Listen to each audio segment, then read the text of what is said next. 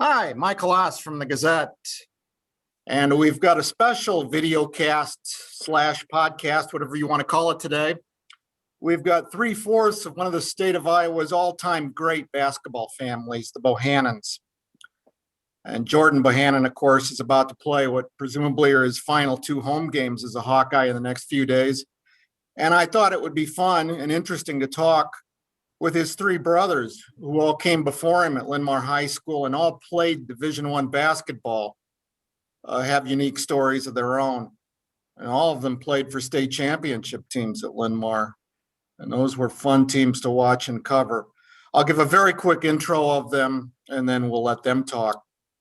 Jason's the oldest. He was Iowa's Mr. Basketball in 2006. Set a Cedar Rapids Marion career scoring record that had stood for 33 years. Played in 133 games at Wisconsin. Was a significant player for them right off the bat. Played in 4 NCAA tournaments. Zach started his college career at Air Force and then finished it at Wisconsin and was a team captain on the Badgers 2014 Final Four team. And Matt played in 138 games at Northern Iowa, and in his last 2 seasons, played on teams that won NCAA tournament games, and he had a wonderful career there. And then there's Jordan, who I guess has some records at Iowa or something. I don't know. I've heard rumors about it. You guys, is he any good? We've always said he was the best one, Mike. Now, that's true. I've read that you said that before he ever got to Iowa, and Zach told me that before he played a game at Iowa, that he was going to be the best of the bunch. What made you guys say that? Well, we always just thought we beat him up so much when he was a younger kid playing basketball, and wouldn't let him on the court. Whenever he did, he always had something to prove himself. So I think he's kind of taken that to heart and done that through every stage of his athletic career. Matt and Zach, did you agree with that? Yeah, I would say the one thing that the one story, and Jason probably does a better job telling this than I would, but when we were younger, we used to have or we still do have a concrete slab in our backyard, and that's where we always shot during the spring and summer months. And Jason and I and Matt would always go out there, whether it was playing one-on-one or shooting or whatnot. And Jordan was always the run of the family since he was so far behind, being 10 years, 11 years younger than what Jason was. And he would always try to come tag along and play with us. And with him being so much younger, we ended up not letting him play a lot of the times. And he would always bring his ball out and just get in the way of our one hoop that we were shooting on. And Jason and I were infamous for taking his ball, kicking it into the cornfield behind our house. And he would go run off and get it. And then he would go start and do it all over again and would start shooting. And then one of us would grab the ball and kick it back into the cornfield just to give us some extra time to play. So I think just by default on all those little things that he had to put up with, just gave him the encouragement and enthusiasm to continue on with the fantastic career that he's had to this point. Matt, what's your take on this? Yeah, I mean, I would echo exactly what Jason and Zach said. I mean, I was a little bit closer to Jordan all those years, and as they could attest to, me and Jordan were always beating up on each other, mainly me beating up on him, just because he was smaller. But yeah, he's definitely reaped the rewards of, following Jason, following Zach, and following myself. And he's seen a lot of experience come out of us three, and he's seen a lot of what to do and what not to do. And I think the thing that Jordan has over all of us, and Jason had a little bit of this, but he's just so mentally tough and mentally strong that he's been able to overcome anything that's come his way just because he's able to put his mind and get past it because of that. Well, I'll ask you a little bit later about what he has overcome physically, but your family story, not the younger people who see this and hear this may not realize, but I mean, the name Bohannon has carried some weight sports-wise in this area for 40 years. Your dad was a quarterback of Iowa's football team and played on the Iowa Rose Bowl team that kind of washed away years and years and years of losing at Iowa. And he stays in the area with your mom, and he has 4 sons who become basketball players. Now, why did you all 4 drift to basketball, and why wasn't there a football player in the bunch? Well, we played all sports growing up on things. I mean, we were all multi-sport athletes, football, baseball, basketball. I mean, I played all those sports through sophomore year on stuff, but I think just, for whatever reason, I migrated towards basketball because that was kind of the time when the Bulls in the 90s and Michael Jordan and everything like that, everyone wanted to be like Mike. And for whatever reason, basketball was just kind of that thing. And I had some success on it, was invited to some, higher profile camps. And then that's just kind of led to me migrating towards that and having to decide on which sport was going to be, better for me on the long term on things. And that's kind of where basketball had. So on that, and we always joke around too, we just say our dad got hit in the head too many times playing football and stuff like that. But, I think more so than anything, it was something that was different, and we all had a way that we could be competitive playing at the same time too. Mike, I want to add on that point is that Jason's exactly right. Jason kind of paved the pathway. Obviously, he played football in high school all the way through his sophomore year. But once he started to have that success on the basketball court and how good of a talent he was, being a top 50 recruited player, one of the unique stories and cool stories that we had as a family growing up was Jason got invited to the Nike Elite Camp. And there was some guy on his team at that time when they divvied out the team, some guy named Kevin Durant. And Michael Jordan was actually at one of those camps that he came since he was a big Nike a player, obviously they've sponsored him. And so just to see those types of calibers of player, a Kevin Durant when he was in high school, Michael Jordan after his prime of his career. And this is what Jason kind of led us to. And with those types of successes on the court, with him being number 23, which later Matt ended up being 23 as well because of Michael Jordan, that's what led us to just stay on the basketball court. We saw all the success that Jason had, and we all just wanted to match what he did. And it just led from one to the other. And now we're seeing the fruits of the labor come through with Jordan. The family life, I cannot imagine. I mean, I briefly talked to your dad at halftime up at Michigan Thursday night. And I asked him, what are you going to do when the season's over? I mean, how many miles? I bet it's not an exaggeration to say that your parents have traveled 1 million miles to see you guys play high school, AAU, and college games. What has this life been like in the family? Matt, you want to take that one? Yeah, Matt, if you don't want to answer anything, I'll answer them then. No, the thing that I would add to the miles is the AAU circuits, the high school basketball, the college basketball was a lot, but I bet if you actually did the math and what my mom or our mom did and our dad did of driving us. I mean, when we were in elementary school and middle school, I mean, I don't know, Jason, you were probably getting into high school. Zach, you were late elementary or middle school. I was in elementary and Jordan was in elementary at one point where there was 4 of us all playing, some type of basketball every day of the week. So I had basketball practice on at Taft on the other side of town pretty much 3 times a week. So my mom would literally drive me across town, come back, and I think drop Zach off at a practice, go an hour later, pick me up. And that was just a constant thing pretty much every night of the week growing up. So I would say the mileage probably came a lot just in the city of Cedar Rapids, Marion, the amount of practices and things that we went through. But I mean, it speaks volumes to really who our mentors are in our parents. And they really started everything for us and raised us the right way. And now we're reaping the benefits of, having a great close-knit family just because we were raised that way and we were always raised to support each other, and watching everyone to succeed has always been a great part of all the success that every one of us has had. And Matt, you and Jordan as the 2 younger ones, you must have spent a lot of time in the back seat going back and forth to Madison and elsewhere. Yeah, I mean, it's people don't see that. I mean, people don't realize some of the things that Jason or that Zach and myself and Jordan, I mean, especially me and Jordan, that we did. I mean, we were always traveling to see Jason play, always traveling to see Zach play, and until we got to the point that we couldn't. I know I didn't get to too many of Zach's basketball games because when I got to high school, our schedules were just very conflicting. But there's a lot of times where that was some of the coolest memories I have of me and Jordan hopping in the car with mom and dad and going to see Jason play up in Wisconsin. And I mean, Jason being the first one, it was something so new to us. And I mean, Jason was a big time basketball player in the Big Ten, and just sharing some of those memories. And I think Zach, you mentioned it the last article about, hitting a pheasant and cracking the windshield and still powering through and going up to see those types of games. I mean, you forget about who they played. I do remember Jason didn't play very well that game, but you remember the memories in the car of, my mom going to getting the treatment in the training room at the Kohl Center at halftime, getting glass out of her eyes. I mean, those are the types of things that you remember more than anything is those memories rather than the actual games, I feel like.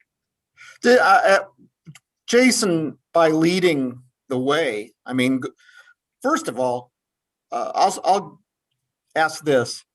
Jason went to Wisconsin, the oldest of you four. And I know that when anybody from Cedar Rapids, Marion, or from Eastern Iowa in general leaves the area and goes to play somewhere else, especially to another Big Ten program, that's not easy. And you catch some flack from some people, not everybody, obviously. Most people understand and appreciate it. But by Jason blazing that trail, that must have made an impression on the rest of you, and you must have learned a whole lot from that. Yeah, I think the biggest thing that we learned from it all was that just to be the unique thing about it is that everyone learned to just be comfortable in their own skin. And Jason was the one who obviously carved that path where if there was probably a little bit more stability in the Iowa men's basketball program, in an ideal world, all four of us would have been Iowa Hawkeyes. Like, that's something that people don't realize. Like, why did the other three brothers turn their backs on the Hawkeyes? And we were all four born literally blocks away from Carver-Hawkeye Arena at Mercy Hospital in Iowa City. That's where we grew up in the first few years of our life before we ultimately moved up to Marion, Iowa, where our mom went to school at and graduated from back in the early 80s. And that was one of the things that we all dreamed of, being a Hawkeye at some point. We watched the Reggie Evans, the Jeff Horners, the Greg Bruners of the world grow up, and that's who we cheered for on Saturday mornings when Jason and I got up and got on the little Tykes hoop in our basement to shoot, and who we wanted to mimic. And so when Jason went to Wisconsin, it wasn't necessarily one of those things that we just wanted to see him be successful. And the success that he had in the 4 years just led to all of our own success, which led us to all carving our own paths. I know I ended up at Wisconsin myself, but I look at myself as an Air Force player, just like Matt was a Northern Iowa player, and just like Jordan is an Iowa Hawkeye. We all carved that own path that made us who we are. And the unique thing at the end of the day was how close we became through the process, because we knew at the end of the day, once our careers were over, we were going to be able to rely on our three brotherhood at the end of the day. You three all played against Iowa, and Jason so many times. What did it feel like for you guys to come into Carver as the visiting team? It was different. I mean, there were plenty of times. I mean, like Zach said, that I was down there, whether it was going to games during the Dr. Tom years, or just going out on recruiting visits on things, and it just didn't happen to be the right fit, as you know. And going back on that, it was different wearing an opposing jersey, but it still felt like home. I mean, you still knew tons of people, majority of our high school all went to Iowa. So, when we go play home games, you laugh, but the first two rows were a lot of my high school friends, and they got there early and everything. And they were Wisconsin shirts. There were things there. So we were all really close knit on it. So for me, it was kind of bittersweet getting to play in front of them. It wasn't the same not being necessarily a Hawkeye, but at the same time, it was still kind of a homecoming. So that was always a fun feeling. Matt, you got to play against Iowa a couple of times at UNI, and this was after they stopped playing each other every year. It was every other year in Des Moines, and I always thought and still think that was, well, I wish they'd kept it the way it was. I'll say that. But what was it like for you playing against Iowa a couple of times?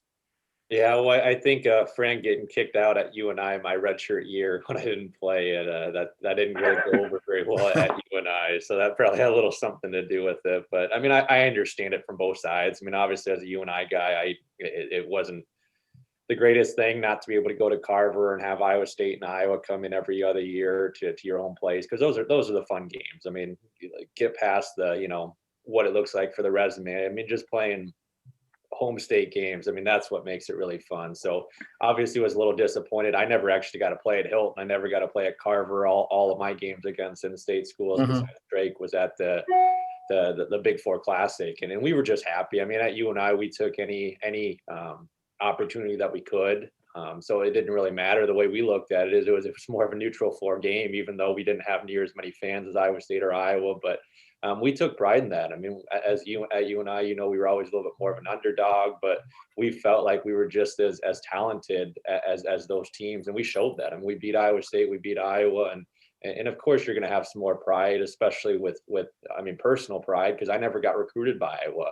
And like Jason, I mean, Jason had the opportunity, but me and Zach, we were always, I mean, we would have went to Iowa if we were given that opportunity, but with some of their coaching changes, obviously didn't work out very well. And then McCaffrey was a little bit new when I was already through the process. And I took some personal pride when we played Iowa.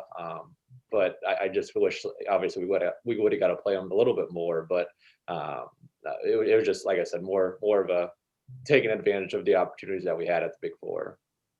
You three all played on teams that were big winners. I mean, I mentioned you've all been to NCAA tournaments, but I mean, all three of you were on excellent teams. This is a very vague question, I know, but what was the best of the best moments for you guys in college basketball?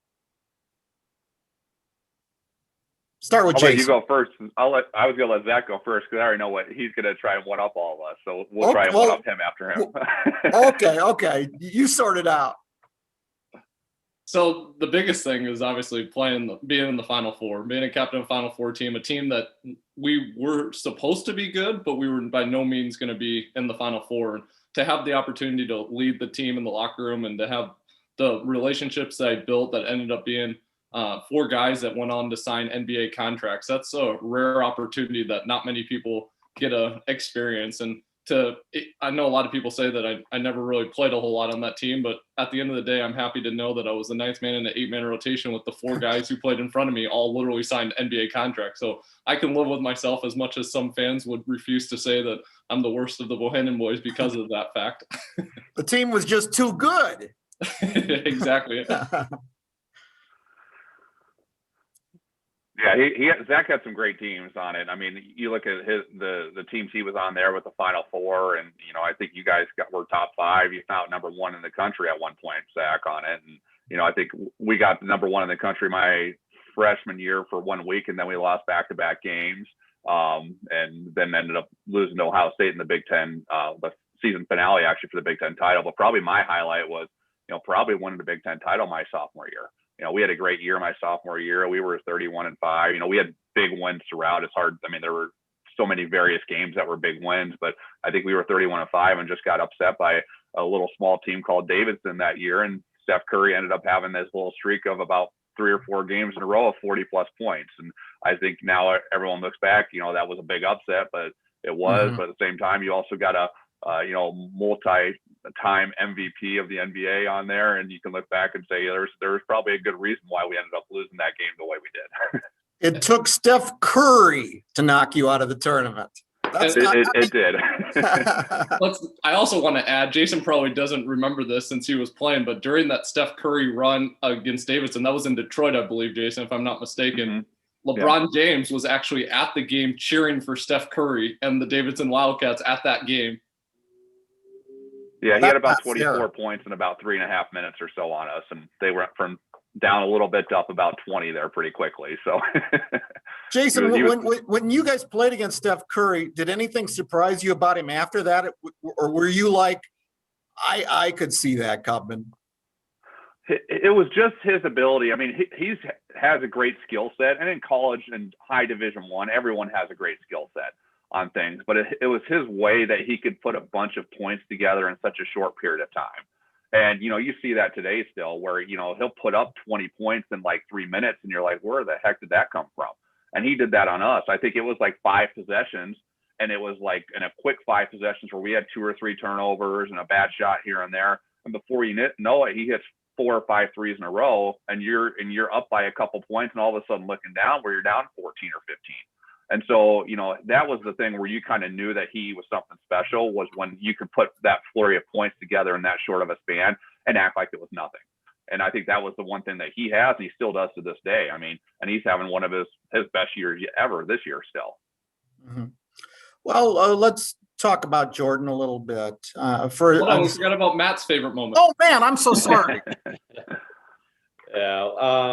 I mean, I obviously, like I said, you forget about a lot of games and whatnot, but there are some that stick out. I mean, my favorite memories, I would say, would probably be any time in the NCAA tournament, just because I mean, a lot of people have never been a part of that, just don't understand what it's like to be a part of the team that makes the NCAA tournament. And even yesterday, once March calendar hits, you just get this feeling, and spring's hitting and weather's warming up, and your conference tournaments are coming up, and then the NCAA tournament, just knowing that, selection Sunday, your name's getting called no matter what happens, if you'd won the conference tournament like we did the last couple of years. And then once you got on the court, I mean, my favorite thing was my senior year when we got on the court against Texas, and we were the arguably Cinderella team, and we had all the confidence in the world, and we were playing really good basketball, and you just step on the court knowing that 99% of the world thinks that you're going to lose this game, but you just have the utmost confidence knowing that it didn't matter who we were playing, we were going to have just as good a chance of anything. And then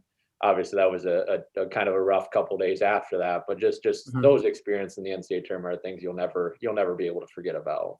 I mean, you guys played for Bo Ryan and Matt, you played for Ben Jacobson. With you, Matt, I mean, it just seems like that when Jake's got the horses, confidence is never lacking. It doesn't matter. I mean, I was at that game in Oklahoma City with when they beat Kansas, and I never sensed that the Panthers were intimidated or anything like that the day before, the day of. It was almost as if they thought, we're going to win. Is that accurate?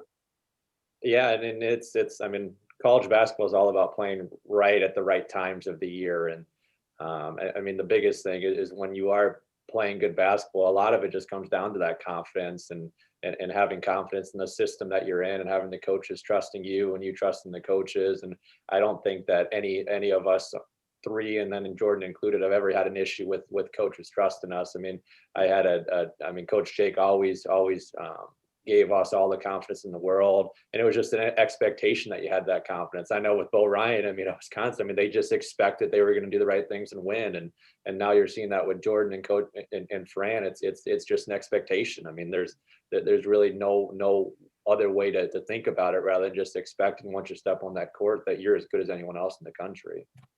And Zach and Jason at Wisconsin, I mean, Wisconsin would have these records, like you mentioned, 31-5, but this was an every year thing up there, it seemed like. How did he have those teams built for the long haul to be so consistently good over the course of months? What he did, Mike, and he recruited guys. I mean, you look at the recruits he had, there was tons of top 50, top 100, very high ranking recruits. And a lot of these guys that were on our teams, if they were put in a different system, they would probably score 15, 20 points a game. But he got guys that were willing to buy into a system and all come together for a greater good. And you look at, Zach's Final Four teams, things like that, they had a lot of guys that were right around that 13, 14 points a game. Nothing groundbreaking by any means. But when you got 5 guys on the floor, 8 guys that can all do that at any given time, you're really tough to defend and guard. And so, what Coach Ryan always did is he got guys to buy together, come together as a team, and be very disciplined. That was a big thing. They have defensive principles on things, offensive principles, and if you break those principles, he'll pull you out of the game. I know he was notorious for just, if a guy made a bad pass on the first possession with the turnover, he was out. We always joked around, I think Trayvon did that one time at a game, and he had a turnover literally within 3 seconds, and he pulled him from the game. That was just his thing. You take care of the ball, you get good shots, and you do what's right, you guys are going to be very successful. And I think that's how you build a very good program, is by getting a bunch of guys all coming together for the common good. You want to add to that, Zach? No, I think Jason nailed it. The biggest thing, and that was the discipline of Coach Ryan that he made and instilled into the players was the difference maker, is that he had set principles and he played to those foundation blocks that he built from the program, and he did not stray from those from day one that he got to Wisconsin when he got a little bit of success, and he just built and built and built on those same foundational principles, just like Coach Jacobson did at UNI. And you saw at the right times that you could put those blocks together and have some ultra success at the end of the tournament. But at the end of the day, it literally just came down to those principles that he instilled in you from day one that he just continued to build throughout the year. Jordan, for as many people as there are who love college basketball and are fans of it, and people like me, I'm the first to admit it, I don't know what players really go through. With Jordan's foot issue earlier in his career and then 2 hip surgeries, what's it been like for him to get to this point where he's come back to being a vital contributor for a team that's ranked 5th in the country? I think just taking a step back, for going back to your point about our family's success, the biggest thing for our family's legacy is that people don't realize the sacrifices from a physicality standpoint, like you just highlighted with Jordan, but taking a step back with our entire family, like I think we've counted that between us 4 Bohannon boys from just basketball, we've had 14 surgeries, like major surgeries. And that included 8 knee surgeries between Jason and myself, that we all tore meniscus 8 separate times, like that Jack Nungy just had. And that's not even counting if you compare it to our dad, who obviously just played football. He had more surgeries than all of us combined. So just those sacrifices that we've put up with in our bodies. Yeah, all those points and all those assists and all those wins that our teams and each of us individually, collectively had, the toll that our bodies had was probably the biggest factor of our success, was that we did what it took to stay on the court and stay healthy. And Jordan's kind of the epitome of that entire mindset, is that he battled through and knew, whether it was his freshman year to his sophomore year was plantar fasciitis to now his 2 hip surgeries that he's battled back through. He did it at the right times because he said, look, I'm going to just continue to play through it. I'll have the surgery immediately once the season's over and then have an entire off season to recover. And that's what's led him to his success, by just staying healthy and being able to be on the court, whether he had to battle through injuries or not, just like all of us boys have had to do throughout our entire careers. Yeah, and Jordan's had, his fair share of injuries, and that just comes with the territory on stuff. I mean, you putting in the amount of time, the work ethic he has, it's just wear and tear on the body. And that's part of playing at a high caliber basketball and playing in the Big Ten or any league in college basketball. But I think a lot of times people don't see what's going on behind the scenes with stuff. I don't think Jordan's really had a full 100% healthy season at all on anything on it, because there's always been some form of things. And that's not just Jordan. That's, you go down the list on guys, you're always going to have ailments on it. And I think that's the hard part, is that, there might be a reason why he's a step slow that day, or Luka has missed shots that game. You don't always see that, but you only see when they're in the spotlight on things. You don't see the practices that aren't necessarily being played or things like that to get up to speed to be able to play every single game. Matt, you have anything to relate to that with your own career? Yeah, no, I mean, Jason and Zach pretty much hit the nail on the head there. I mean, we've all gone through a lot of things a lot of people haven't seen. And I mean, just even personally speaking of myself, I mean, I always seem to get hurt when the NCAA tournament came around the last couple of years. But I think that's what a lot of people will remember all 4 of us as, is just a bunch of fighters that that wanted to power through anything for the betterment of the team. And you can go down the list, like Zach said, and each and every one of us have had something behind the scenes that maybe people didn't know about. A lot of the things with Jordan right now is he's just in the era that things in information is passed a lot easier. So a lot of people are able to know about things maybe a little bit more now than they used to in the past. And but just a testament to what Jordan's been able to do in his whole career, is just fight through everything. And Jordan's willing to tell people about these things, I've noticed. Which brings me to another question, I guess, is he sort of made a mark for himself or cleared his own turf as a personality as well as a ball player. And I mean, I can list, I mean, several moments leap to mind from missing the free throw to not break Chris Street's record, to hosting a podcast, to the shoes thing at Iowa State, to getting involved with NIL, to just not being afraid to speak whatever's on his mind. Is this the person he's always been? He's always been an independent thinker, and he's always been someone that doesn't like to take his brother's advice on things. So yes, I would say that's always been kind of in his mentality on stuff. He likes to sometimes maybe push the envelope a little bit on things. That's just part of his character. And I think some of that is just because he's always has that chip on his shoulder on things, where he's always fighting back because, growing up, he's always getting comparisons to older brothers or whatever like that, or, trying to do certain things. So I think from that, that's where he gets his motivation, is being outspoken and kind of going against the grain. You've got obviously the widest range and age difference with him. Has that helped you when it comes to, advising him or making suggestions, or just saying, don't worry about this, don't worry about that? Somewhat, or sometimes he just says I'm too old and too far removed from basketball now. But we did, and we've had the widest range, and I think back on it. When I was a sophomore in college, he'd come up to the the little kids camps at Wisconsin when he was in third, fourth grade, and he'd stay overnight and stuff. So we had such a wide range on it that we were in such different aspects of our athletic career, where Jordan got to be around all of that stuff at an early age, which I think has helped him a lot. He's gotten accustomed to Big Ten basketball because he's been around National Player of the Year guys before with Alondo Tucker and those guys like that. I mean, he'd come into the locker room and hang out with us after the games and all that. So, with that, he's had different experiences, but I think it's been very positive for him in the long term because of that. But even still, he still is going to do his own thing. He'll take advice when he asks for it, but if he doesn't ask for it, he really doesn't want it a lot of times. That's just kind of how he's always been. He told the story just recently about, well, it was when Wisconsin, right before Wisconsin played at Carver this year, which was not that long ago, about how he stayed at your apartment in Madison a couple of years, I think. You obviously can tell the story. While he was at grade school basketball camps. Why don't you tell the story?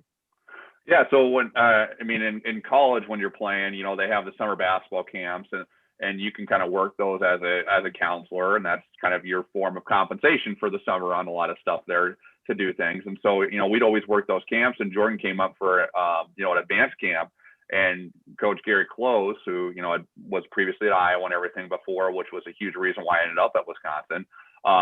He wanted Jordan to come up early, and Jordan was the youngest one in the camp. I don't even think Jordan was of age yet for it. He was a year younger, but they made that exception for him just so he can get in that environment and be around and all that stuff. And, he didn't know anyone, anything like that. And, so my mom asked, can you just stay with you at your apartment for the week on things?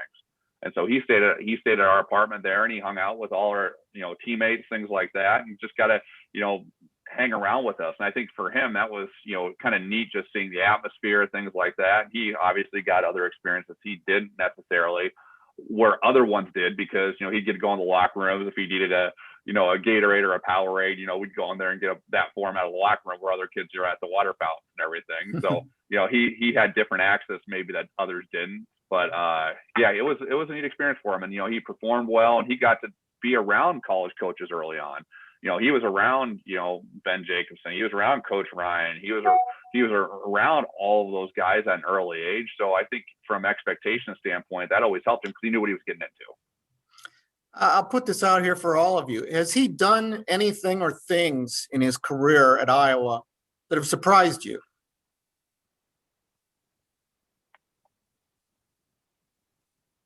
Someone. I'll let you guys. I just talked.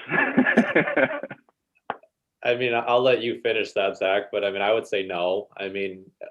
Initially when he got to college, obviously everyone knows the story. He was very under recruited, didn't have a lot of options. And I think that's what makes our family appreciate Coach McCaffrey and the Iowa staff for so much more, is because they gave the kid a shot. And I still remember when I left college, I mean, the biggest piece of thanks that I could ever give Coach Jake. I mean, we had our differences, but my biggest thanks to him was you gave me a shot. You gave me an opportunity to perform at a high level and do some of those things. And I think for Jordan, when he first got to college, I mean, I didn't know what kind of player he was going to be. I always know he was skilled, he was talented, he was going to work extremely hard, and he was going to continue to get better and better. But when he started to play his freshman year, and I'll let Zach, I'm sure you'll probably lead into the Notre Dame game, but once he started playing like that and playing with confidence like we all knew he was capable of, after that point, I knew it was a no-brainer that he was only going to keep getting better and better. And as you've seen over his career, I mean, he's now arguably one of the best Iowa players that's ever gone through the university. And hopefully that career continues here for the next few weeks as well, too. Yeah, I would just like to echo those same sentiments that Matt just mentioned.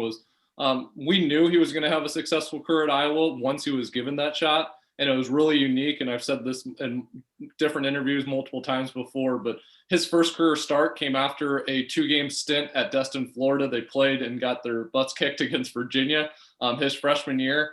And they ended up making a change in the starting lineup. They started my brother over Christian Williams at that time. And he ended up, it was at Notre Dame, and our family all growing up Catholic. It was kind of a really cool moment how it all kind of came into fruition where his first start happened. And unfortunately, they lost that game, but I think he was like 7 for 15 from 3-point range. He had 24 points. And that was kind of the game that propelled himself that, hey, look, this is an ACC Big Ten Challenge game.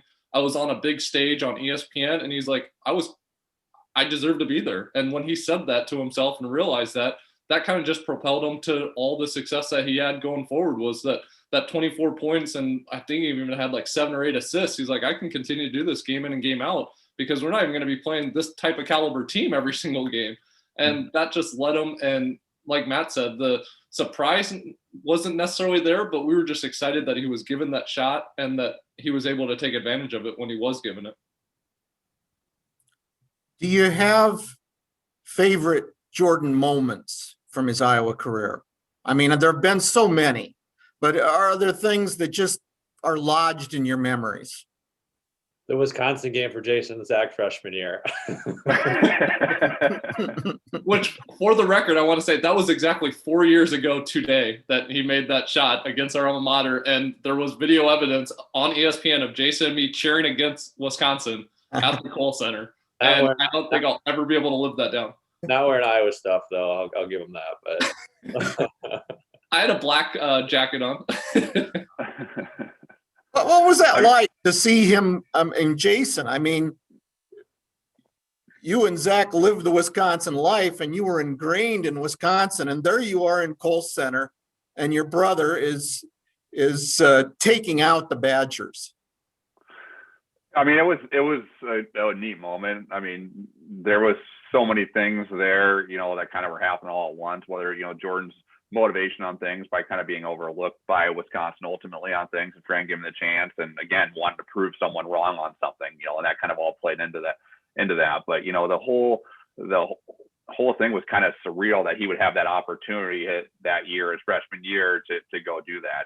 And kind of, elaborating on your question earlier with points, there's been so many of them, Mike. I mean, there hasn't been one individual one that sticks out. He's had so many things where there's just been a flurry of points that he's had.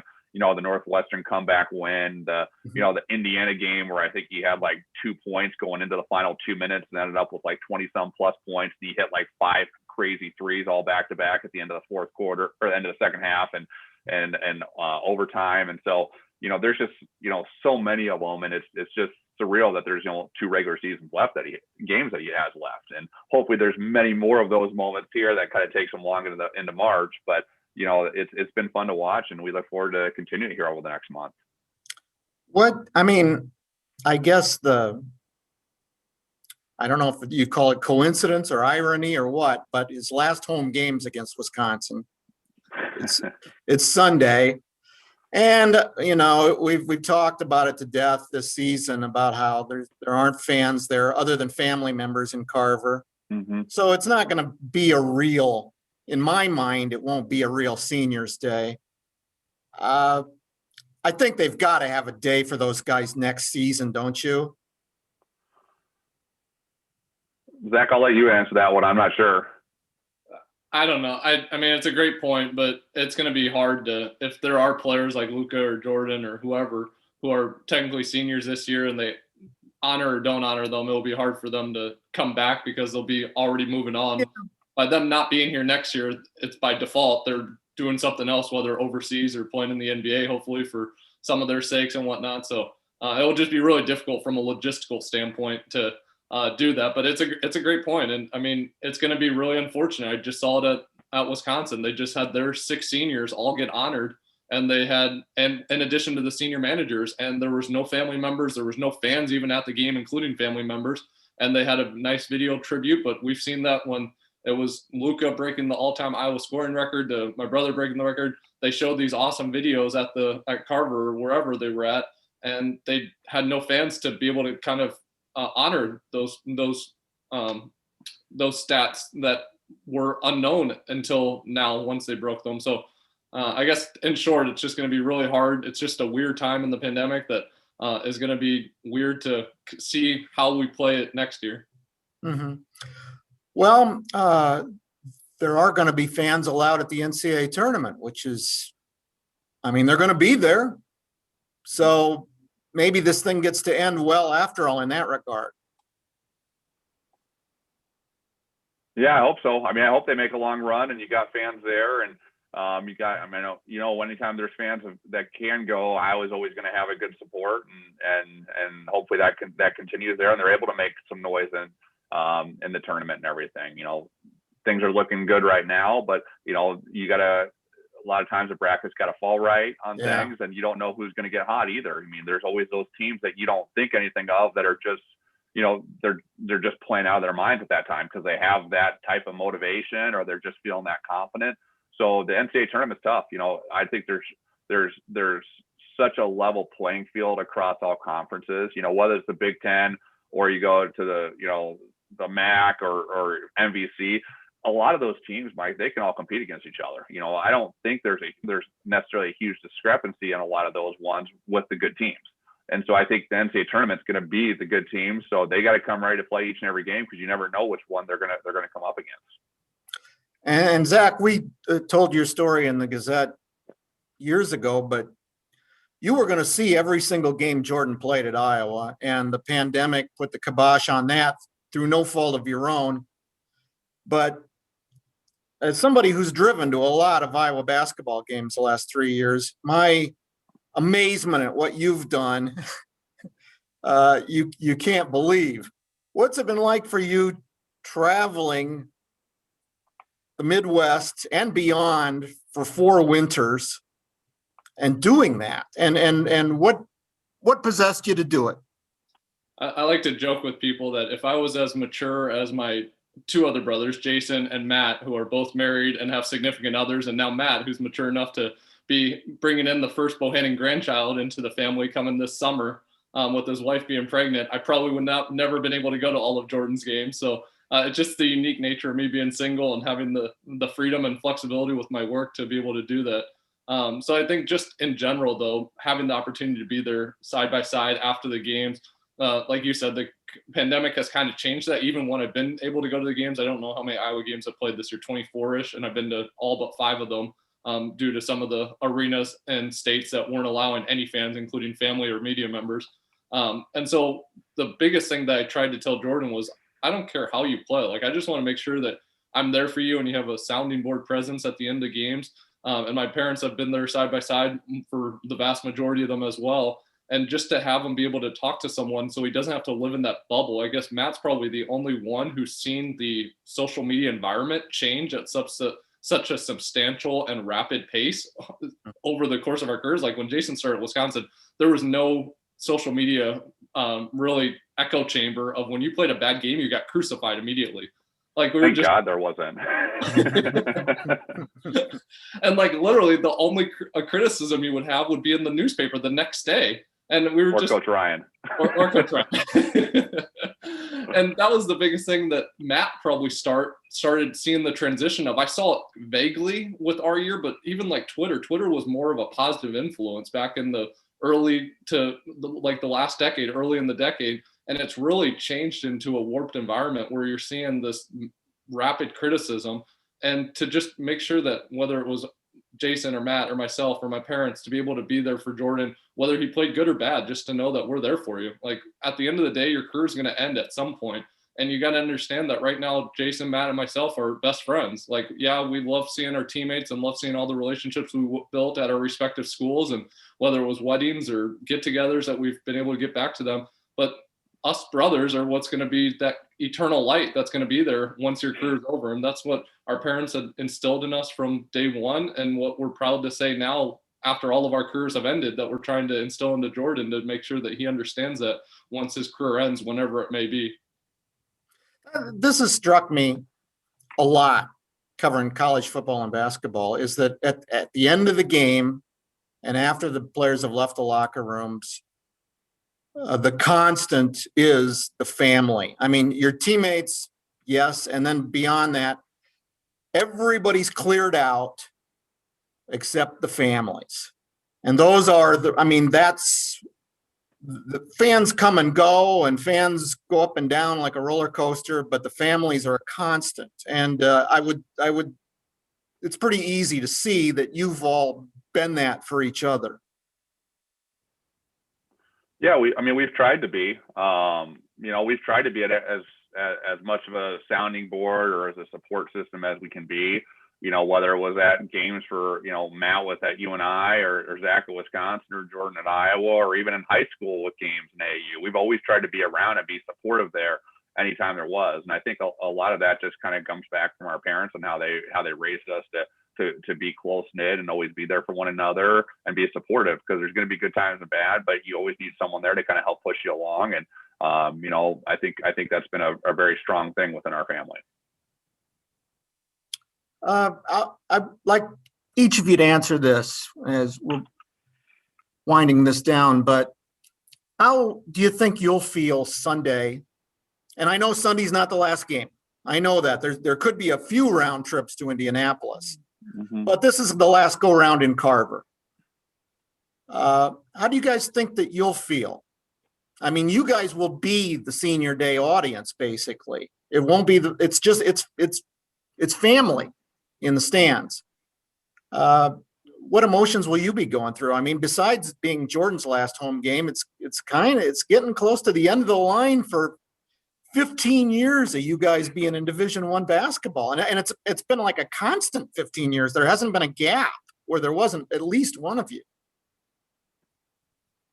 Yeah, I mean, I would say start with a couple things here. The first thing is Jordan does have an option to come back, so I don't have any say on what he can or cannot do. But if I was in his position and I had another year of school, I know what I'd choose looking back now. So, Really? I think Jason and Zach would echo that too. That you got another year of college basketball, and I mean, go play it. I mean, now, but I'm 27 years old, and I have a different perspective. He's fifth year college. A lot of his close friends have left. He's one of the oldest ones there.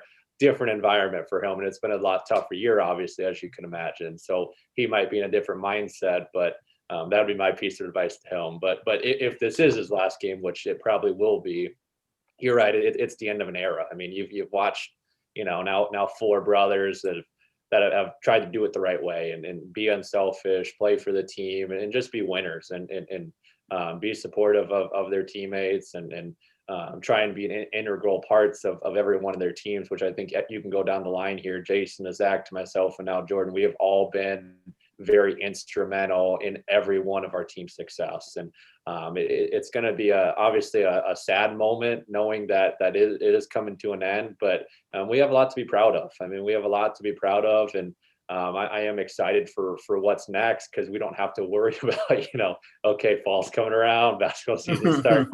We don't have a lot of that to worry about. But I mean, I know just personally myself, I mean, kid on the way, I mean, I'm excited for the future as well, too, knowing that we have a lot to be proud about and lots to look back on. And we'll have many holidays to talk about all the great memories we've had.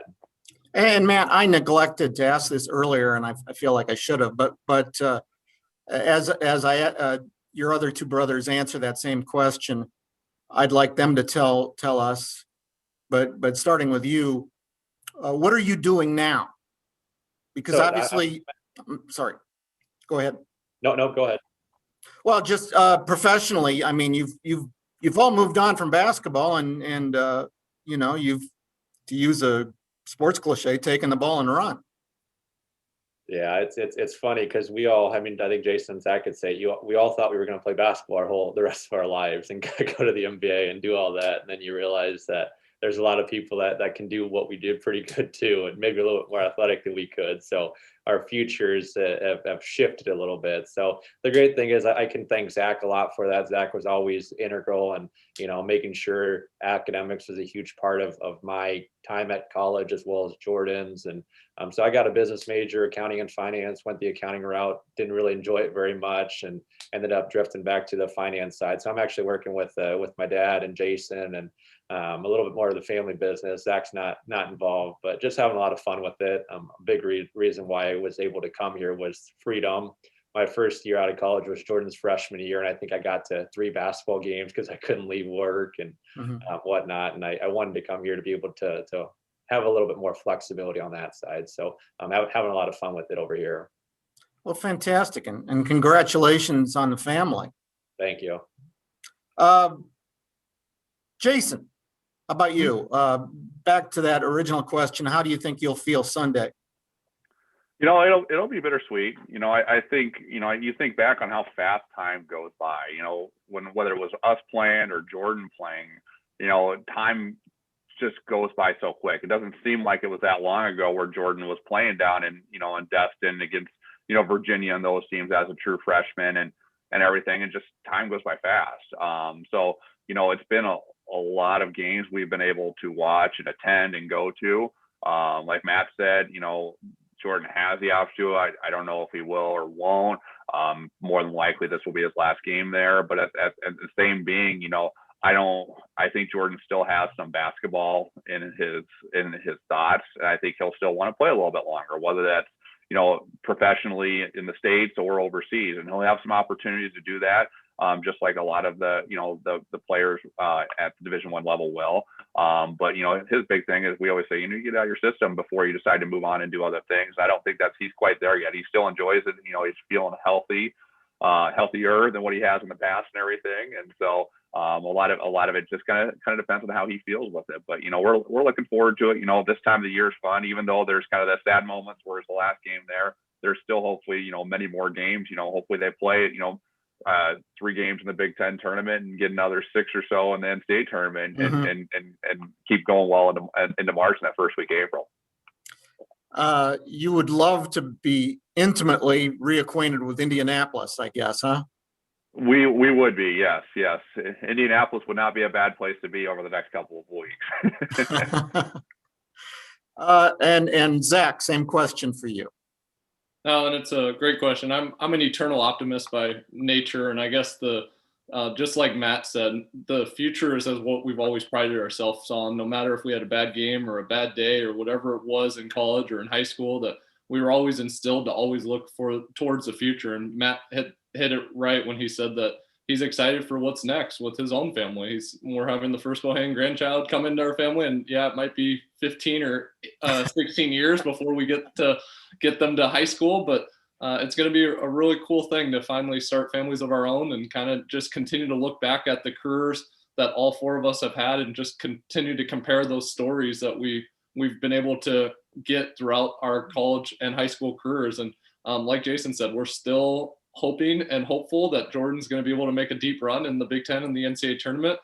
Because as Chad Listicow from the Des Moines Register, he asked me for a comment on what's your initial take on Jordan breaking the all-time assist record. And I told him that I like my point guards who win championships. And Chad responded back, he still has a chance to win a couple this year. And so that's what we're hoping for, is that we're hoping that he gets a Big Ten championship under his belt and then gets an NCAA championship or a Final Four appearance, and to continue build that legacy that he built upon. So we don't have to continuously give him crap that he was the only one of us 4 who never won a state championship in high school. I can't thank you guys enough for doing this, taking an hour out of a work day. I've enjoyed and learned a lot here just in this short period of time. And you guys have been great ambassadors for Cedar Rapids Marion for this whole run. And you've got a last name that's not going to be forgotten in this town. Thanks, Mike. We appreciate it. We appreciate all the good publicity you've given us for all the years. You've done a great job for all of us. All right. I would like to say that as well. We're actually in the process of moving, and we were looking through all the old newspapers articles. Believe it or not, we kept every single story that our family was mentioned in, just because at some point we wanted to look back at them, because we never ever enjoyed them. And there was a lot of columns that Mike Hlas's name was in. So we appreciate all the support and publicity that you gave our families, whether it was at Wisconsin, Iowa, UNI, throughout our time in college. Well, I always say it helps to have good material. You guys have all been that and then some.